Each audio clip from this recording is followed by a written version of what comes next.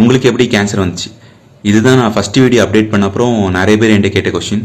அதுக்கு முன்னாடி இந்த வீடியோ நீங்கள் கடைசி வரைக்கும் பாருங்கள். இது நிறைய பேரோட உயிரை கூட காப்பாற்றலாம்.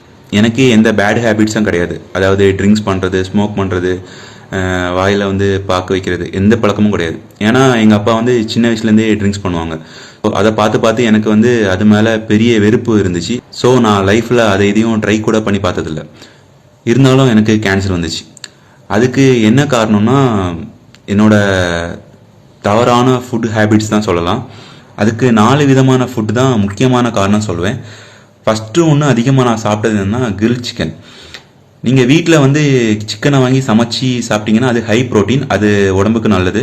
பட் கடையில் வாங்குற கிரில் சிக்கன் நல்லது கிடையாது. ஏன்னா அதை கலர் நிறைய ஆட் பண்ணுறாங்க. கிரில் சிக்கன் ரொம்ப ரெட்டிஸாக காட்டணும்னு சொல்லி கலர் நிறைய ஆட் பண்ணுறாங்க. செகண்ட் ஒன்று மைதா ஃபுட், அதாவது புரோட்டா, அப்புறம் பப்ஸு, அப்புறம் பேக்கரியில் நிறைய மைதா சம்மந்தமான ஃபுட்டு நிறைய வாங்கி சாப்பிட்டேன்.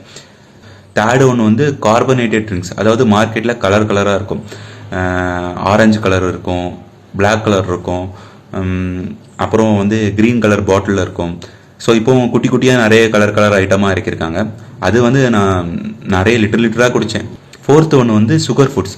அதாவது நான் சுகர் ஃபுட்ஸ் கிலோ கணக்கில் சாப்பிடுவேன். ஒரே டைமில் அப்படி உட்காந்து சாப்பிட்டுட்டே இருப்பேன். 1 இயராக இந்த ஃபுட்டு தான் நான் அதிகமாக கன்சியூம் பண்ணேன்.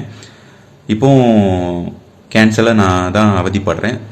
இந்த வீடியோவை நீங்கள் தெரிஞ்ச ஃப்ரெண்ட்ஸ், ஃபேமிலி எல்லாருக்கும் ஷேர் பண்ணுங்கள். அப்புறம் எந்தெந்த வீடியோவை நீங்கள் வைரல் பண்ணுறீங்க, இந்த வீடியோவை நீங்கள் வைரல் பண்ணி விடுங்க.